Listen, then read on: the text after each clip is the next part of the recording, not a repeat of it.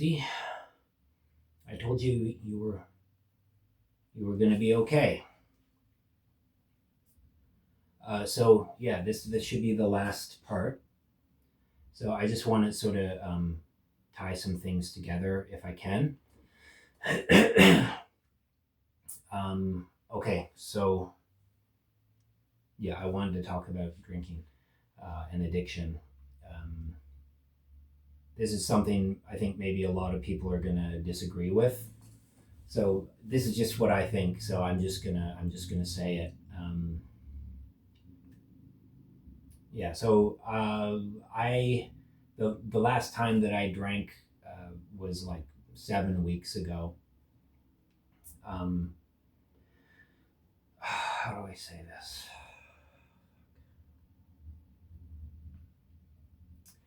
Uh, it's the easiest thing I've ever done in my life. Like I remember the first day, there was some slight little thought that came into my mind. Oh, wouldn't that be fun? It was. I think it was just sort of like the routine of doing it, but it didn't. It was like lighting a match, but the match doesn't catch. It just sort of like fizzles out or whatever. It was the easiest thing I've ever done in my life. Um, Even saying that it's easy doesn't really get across what it's like. Like if something's easy, it means there's a certain degree of difficulty, but just very low level difficulty. I've been living my life for the past 7 weeks or so. I'm a real person again. Um, so I heard this guy who was an alcoholic, and he said he's talking about getting sober, and he said you have one thing you have to realize: you can't have your last drink. Like I was thinking that on like I said after the trip for a week I was sober, and then I saw, oh, one last hurrah or two last hurrahs or whatever. So he said you have to realize you can't have your last drink. uh, so I was thinking of some things, like there's this song "Sad but True" by Metallica. I believe also "Master of Puppets" by Metallica. There's a song by Megadeth. It's called "Prince of Darkness." It's about alcoholism. It's about addiction. So you can look up those songs or read the lyrics or whatever. I saw like this interview of this actor from the 70s. He was talking about alcoholism. He said it's like there's a heavyweight boxer. You're in the ring with this heavyweight boxer, and if you let your guard down even for a second, wham, he's gonna get you. So you have to like stay vigilant.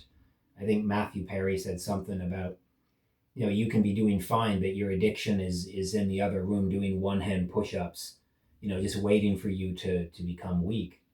And these people, they often say like, oh, you have to admit you're not strong enough um, to do this on your own, like you need help or whatever. There's this sense of resignation. And you get it like in like James Hetfield, Dave Mustaine, both of whom struggled with addiction, with I guess primarily alcohol. And so like the Prince of Darkness or the lyrics to "Sad but True." This is how these people talk about being an alcoholic, about being sober. This is the problem with alcoholics. They're either always drinking or they're always not drinking. Uh, it's like some guy did 10 years in prison and then he gets out and he says, oh, like he's been out for like 3 years. Oh yeah, I've been law abiding for 3 years. Like it's like you, what are you doing? Like you're not in prison, you're out in society. Like what are you doing with your life? Like that's what I want to know. You're not law abiding. Like who defines themselves as that? Like it's just like the alcoholics call themselves sober. Like that's their thing. Is not drinking. It's like as much of a thing as drinking was for them. Yeah. So how do I say this. So like this guy, he told me, you have to realize that you can't have your last drink. Now I know what it's like to be drunk every day. I know what it's like to be drunk by about 3 p.m.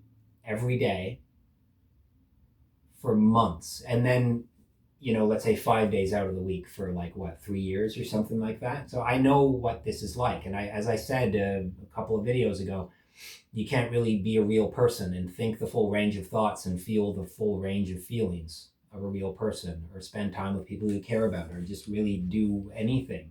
You can't be a real person. So, like this guy was saying, you have to realize you can't have your last drink. I think what you have to realize is there is no drink. It's, the question is, what are you going to do today? Like, how are you going to live your life? How are you going to express yourself? How are you going to express yourself to the people that you care about? What painting are you going to paint? What song are you going to sing?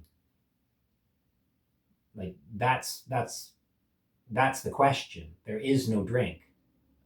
It's not sad but true. There is no master of puppets. There is no Prince of Darkness. There is no boxer. There's no guy in the other room doing the one-hand push-ups. You don't have to be strong. Like, it's not like 7 weeks ago was the last time that I drank. I'm not sober for 7 weeks. I'm not 7 weeks sober. I'm living my life. I'm talking to you. I'm expressing myself to you. I am not on that island. I'm posting. You don't have to be strong. It's not a fight. You're not weak. You're not an alcoholic. There's nothing wrong with you. There never was. I think that the reason why these guys, they say, they say they're weak, and they just have this demon inside of them, and it's just they have to sort of fight with the demon and wrestle it down, and they have to be vigilant against that boxer for the rest of their lives. I think the reason why this happens is because it's a survival strategy. And often these people, they have wives and kids and stuff, and they don't want to hurt these people, or maybe legal problems, health problems. And so it's a survival strategy. What they're doing is they're surviving. I respect that. And they are, it does take strength and heart to do what they do. But I think that if you have that mentality, you're not healing the core wound. You don't have to be strong. You don't have to fight. There is no fight. There is no demon.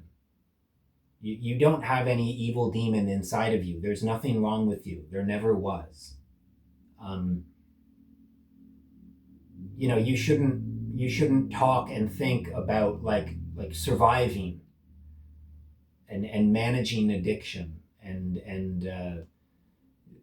like you don't deserve to be sober. You don't deserve to survive. You deserve to be happy, and you deserve to be alive. And to connect with other people and to express yourself. You shouldn't think about it like I'm going to be sober, like I'm sober now. And you shouldn't think that you're weak or strong. You shouldn't think of it as a fight. It's not a fight. There is no fight. There's nothing wrong with you. Okay? There never was. So yeah, like I said, there is no drink. Like, what are you going to do today?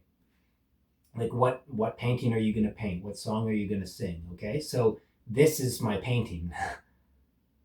Like, from the first day, I had this idea to do this. And I was planning it out and thinking about what I wanted to say.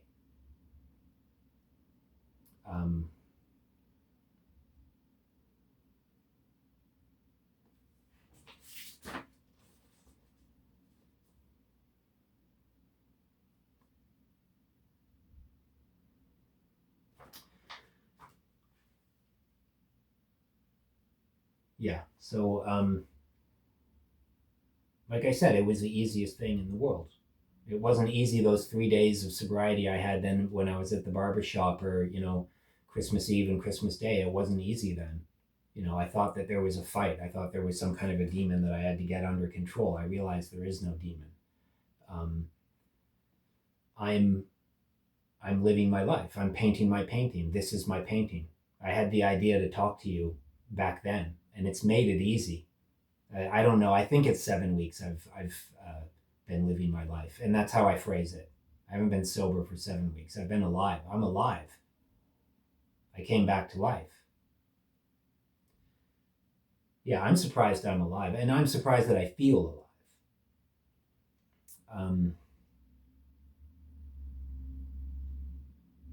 Yeah. So would you go to that tropical island?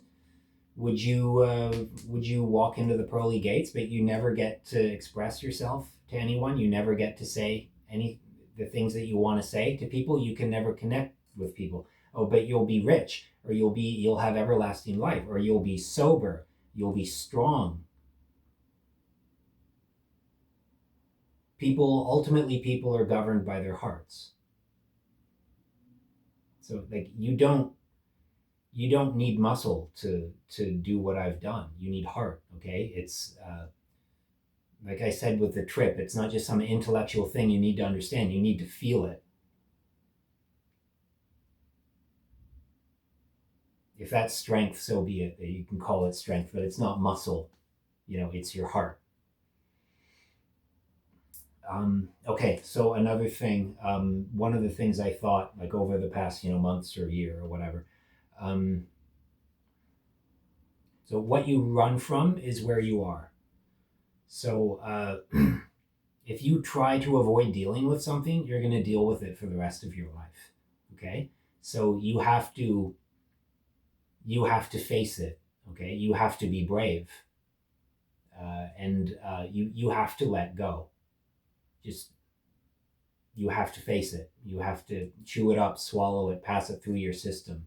Be brave. Don't fight it. You have to let go. Okay, what you run from is where you are. Okay, it will imprison you. So you have to deal with it. You got to figure out that you're shit, as I was told, and you have to deal with it. You have to face it. You have to be brave. Otherwise, you're gonna be trapped in that. So, okay, I have a few like things I want to say. They seem unrelated. They're all connected. So when I was a when I was a teenager, this is like the pre-lore. I'm not going to get into it, but you can imagine maybe I didn't have a super happy childhood or teenhood or whatever. When I was a teenager, I would often go for walks late at night. It could be like 3:30 in the morning. It wasn't a dangerous neighborhood or anything, so I'd walk around the city, and I was walking up Macdonell. Going up north up Macdonell, like close to where my school was, my elementary school where I went. It was like 3 o'clock in the morning. Like it was really beautiful, dark nighttime, crickets, totally silent, nobody around, which is what I wanted. And just at the T section of Macdonell and whatever that street is, I can't remember. So I was walking, and I was sort of hidden in the shadows. There's trees and it was dark, and like there's street lights, but I was like in the shadows of the trees, so I wasn't visible, and I was quiet, of course. And in the night, in the darkness, I heard a girl singing. Just like beautiful singing, like just in the shadows. I didn't know where it was coming from. I couldn't see anyone. And she was this girl. She was singing. She was walking down the street. I saw her. She came from out of the shadows of the trees she was under, and I saw she was singing, just walking like through the streets late at night when nobody's around, just singing out to the night. And when she saw me, she immediately quieted. She immediately stopped. I guess maybe she was a bit embarrassed. She didn't expect to see somebody else walking out late at night. And I figure, she was about my age. She was a teenager too. And I think about, I think about that sometimes. I think about her, like I wonder how things worked out for her. And, it's possible that, maybe she didn't make it. But maybe, she was singing. She was singing a song. She was singing a song to what she thought was an empty night. But she was singing, and I heard it. And it was just unique, and it was beautiful. There's there's this movie. It's called Claire's Knee. It's by this guy named Eric Romer, and he does this thing called the French dialoguist technique. I love his movies. It's literally the French dialoguist technique. Is just people sitting around talking. Like there's nothing really happens. People just talk and explore each other's personalities like through dialogue. So some people think it's kind of boring. I love it. I love Claire's Knee. I'm actually going to watch it sometime because I watch it every summer. And so it's about this guy. He's like a longtime bachelor, but he's about to be married. And so he decides he gets invited to like his friend's like villa in rural France somewhere. And he's just hanging out with a friend of his. The whole movie is people sitting around talking about like love and relationships. And so he's sitting around like talking with this friend of his, and he's reflecting on his life, which is about to come to an end of being a bachelor. And he talks about, I've had my romantic conquests, my seductions, like I see some woman and she looks beautiful and I go up to her and I say the right things, or I'm charming, and, the whole, the chase or whatever. But he said that I realize now the greatest loves of my life were all surprises. And I think that's true.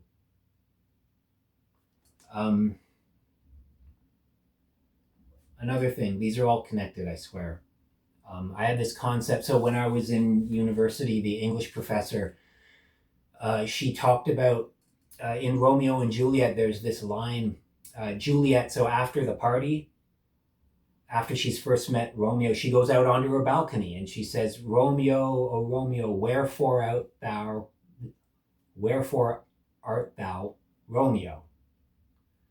Wherefore art thou? And so she explained, I just thought she was saying, Romeo, where are you, Romeo? But it's just like Old English. The professor said that it's actually wherefore means something like, what are you for? Like, what is your purpose? So what's going on is this is, I believe, like a 15-year-old girl who is trying to understand the feelings that she has about a boy that she just met, and she doesn't understand what she's feeling. So this is what I call the balcony moment. And I would like to believe that everybody experiences their own balcony moment once.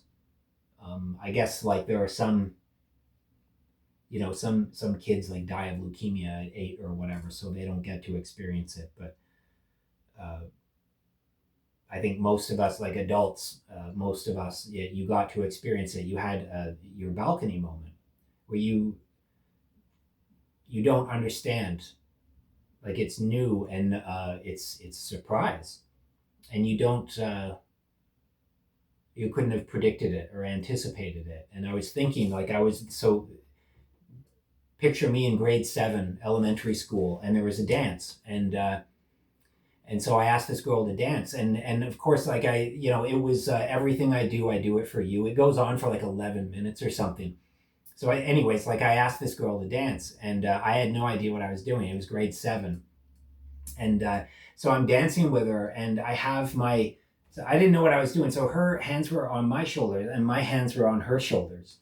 So I didn't know that's what we were doing. We were dancing like that. And then a grade 8 girl, she came by and she just kind of like whispered in my ear. She said, "Put your hands on her hips." And so like, and then she walks off. And so I'm just like, I try to act nonchalant. And then the girl, she says, "What did she say?" And I said, "I don't know." And then like I just like kind of look over and just as nonchalantly as I could, I just put my hands down on her hips. And so then we kept dancing. I don't know if she knew like that. Maybe she didn't put it together. But yeah, so I put my hands down on her hips, and so okay, we keep dancing, and there was just something about it. Like my hands on her hips. Like the thing is, like when you're a boy in grade 7, you play like football or whatever, you roughhousing with your friends, and it's just like the way the boys, you tackle a guy, like you feel like what they feel like. Um, but this was different. It was like I don't know. She was like softer and like I don't know how to explain it. Like my hands were on her hips, and I could feel like when my hands were on her hips, like I was aware that her hands were on my shoulders, and she could feel the muscle in my shoulders, and she felt like she didn't have that kind of muscle. She felt softer, and I had my hands on her hips, and I could feel like the way she was moving. Like I could feel her body moving like in my hands. There was just something about it, and I suppose like we had technically had the birds and the bees classes in school by then, but so I understood like basic reproduction, but there was just something about having my hands on her hips and my hands being, close to that, part of a woman's body, or, well, this is grade 7. So like, I was a boy and she was a girl, but there was just like, I didn't understand that like consciously in the moment, but that was like, it was beautiful. Uh, it was just something completely new. And I didn't know what it was, even though, we had looked at like the Sports Illustrated swimsuit edition, whatever, but like, like Cindy Crawford or Julia Roberts, like we understood, we watched a movie with some beautiful actress or whatever, but just like having my hands on her hips like that, it was just something, it was like, what is this? Wherefore art thou? So that was my balcony moment. And I think everybody has one. I hope everybody has one. So, like, why am I saying this? These three things: the singing girl on Macdonell, the greatest life loves of my life were a surprise, as the guy says in Claire's Knee, and the balcony moment. Um,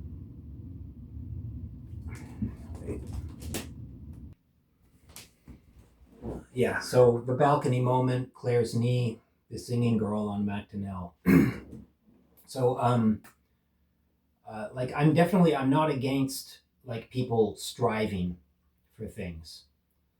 Um, like having goals. I'm gonna have goals. Like I'm gonna try and accomplish some things. I hope to paint more paintings, perhaps. Um, so I'm not against people like striving to sort of achieve things, but I just think like I think a lot of people, they spend a lot of their life like they sort of think of their life as like you have to sort of make it, you have to sort of achieve things, or maybe defeat an enemy, like best competitor, or there's some goal and you work towards it and you're going to achieve the goal, and like then that's like you're a success, and that's your life is about achieving goals and doing things.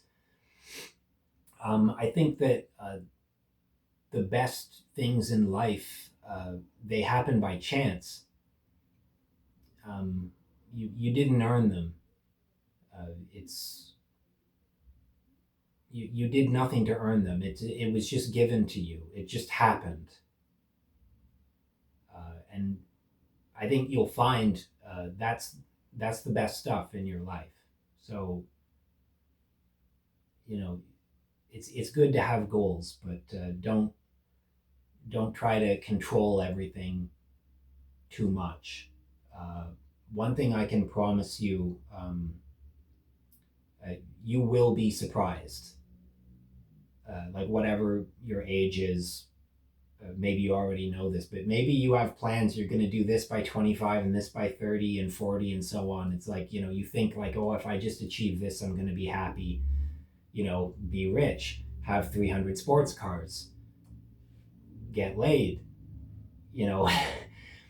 You think that's it, but I promise you, you will be surprised, and that's going to be like the best stuff for you. Um, yeah. So people, I don't think anybody would really say that life should be measured in quantity rather than in quality. So you shouldn't worry so much about you shouldn't worry about dying young, for example, or dying at all. You shouldn't worry about possibly getting early onset dementia, that there's no more time. You shouldn't worry about that, okay? So paint your painting, sing your song, and things like your balcony moment and the times that you were surprised. And maybe that's one of the things about love is being surprised. Maybe it has to have an element of surprise in order for it to be love. Even when your child is born, like, aren't you surprised? I think you probably are, because how could you possibly know exactly who they're going to be? So I think those kinds of things, I think life can be accounted for in that way, at least in part. So try to keep that in mind. Yeah, so maybe everybody sort of knows this. It's like obvious, like it's better to love one person than to be loved by a million people. Like I said before, I think that you're more motivated by what's on the inside of you than what's outside of you. And so, ultimately people are governed by their hearts. So, you might think, oh, I'm going to make a lot of money, or I'm going to get laid, or I'm going to be powerful, or I'm going to, I don't know, impress people or have fans, or something like that. And you might think like that's what you're really about. But ultimately, people are governed by their hearts, and you're more going to live. You're going to be driven by what's on the inside, not what's on the outside. So what you love, what you think about, like what you love, what you care about, what you do, and the choices that you make, and the things that you value, that's who you are. So, and nobody can ever take that from you. So, yeah, your fear, your anger, your sadness, your pain, that's not who you are. The things that were done to you, that's not who you are. Okay, it's what you love, it's what you care about. You are governed by your heart. So you need to try it, and that was always true of you. It was always true. You have to understand that.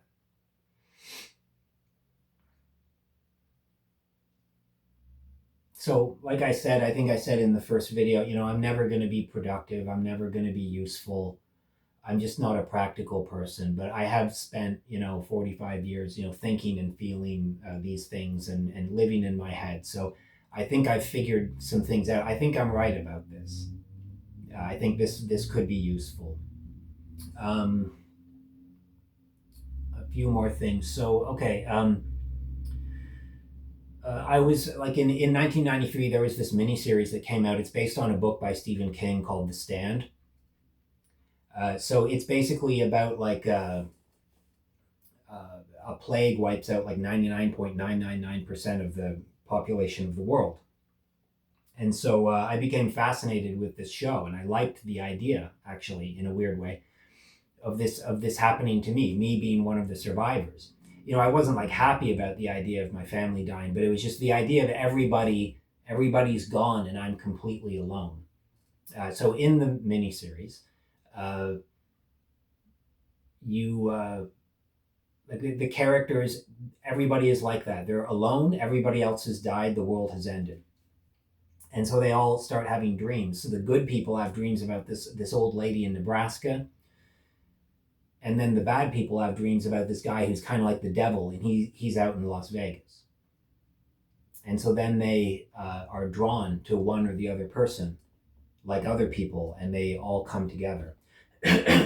So like myself as a 13-year-old imagining being in this situation, I'd like to think that I'm a good person. So I imagine I was dreaming about the nice old lady in Nebraska.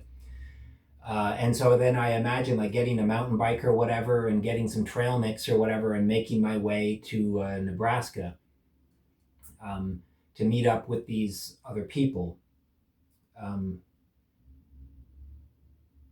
yeah, so basically, in my opinion, I think I've like partially or largely cured myself of this. I believe I have had the personality disorder of schizoid personality disorder. You can look that up. It's basically you're a loner. Yeah, I know it's a self-diagnosis, but I think I'm right about it. Um, I think that my interest in this television show was an expression of schizoid personality disorder. And like all personality disorders, there's an element of conflict. And so in this story, I liked the idea of just everybody is gone, everybody's dead, and I'm all alone. But then, I start having the dreams, and I make my way to Nebraska, and this is a desire to have connection with people. I've always ever since I was maybe a teenager or certainly my 20s, I had an interest in what they call prepping or survivalism. And I always had an interest in post-apocalyptic fiction, really starting with that miniseries, The Stand. I actually wonder if people that have a really strong interest, not that there's anything wrong with prepping, but I wonder if people that have a really strong interest in prepping and disasters could happen, and you have to have a bug out bag, right? Like you have to have a bug out bag because sometimes you need to bug out, like when they start fighting. I sometimes I think that people that have a really strong interest in prepping actually came from unstable homes. Again, not that you shouldn't be interested in prepping, but just sometimes I wonder, why people, some people have such a strong interest in that. And I wonder like where they came from. Ultimately, people are governed by their hearts. And I think, in my case, I think my interest in post-apocalyptic fiction, like zombie stuff and all of that, it's rooted in how I grew up, basically. So I used to live in this city, the city of Bridges, in Poland, and they had this thing years ago, like 2010, I think. They had this thing where they wanted to profile different foreigners that lived in the city, and so one of them, I knew somebody that was like one of the photographers, and so they picked me among other people, and so they asked each foreigner like, we want to take a picture of you in the place in town that you like the most. And so other people, they had like a picture that was like in the town square or like on a bridge or some nice spot somewhere in the city. And the spot that I chose was it wasn't in the city. I mean, geographically it was in the city, but this city had a massive flood in 1997. And so I guess like there was this spot in the city where there were a bunch of train tracks, but they were just abandoned. Like I guess after the flood, they reorganized like the train rail system for the city. And so these train tracks were just left, and this part of town was just left. So this is like, 15 years later. And this was where I wanted them to take my photo. Actually, at night, it probably wouldn't be a very safe place. It's just sort of like a bunch of trees and stuff. Like it's not around. It's just nowhere. I've always liked nowhere. I've always been interested in nowhere. It's peaceful there, and so like it's just like there's like kind of a small forest around it, and then like you come to this clearing, and there's like these train tracks and weeds growing up, and the train tracks are falling apart. And they took my picture there. That was my favorite place in the whole town.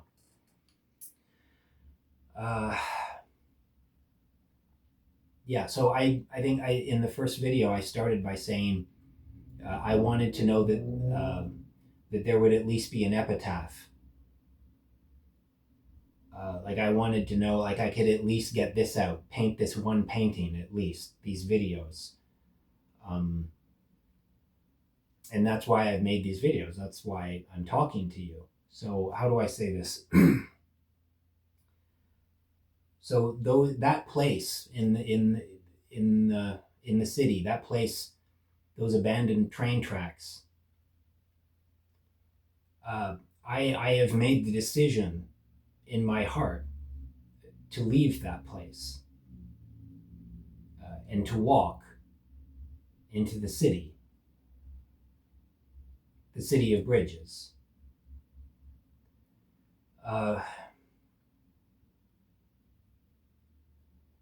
So that's what I'm doing with this. So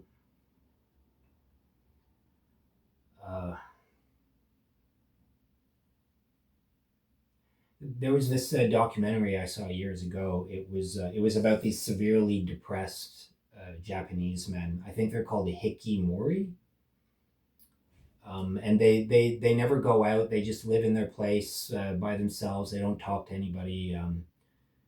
And so like they were doing a documentary about these guys, the Hikimori. And so the documentary film crew was in this guy's like shoebox of an apartment. And one of them asked him a very logical question. They said, you don't go out, you don't talk to anyone, you don't have any friends or family. You live as a total recluse, but you have allowed us to come into your apartment and to film you and to talk to you. Why? And the guy said, because I wanted there to be proof of my existence. So, if nothing else, that's what this is. This is proof.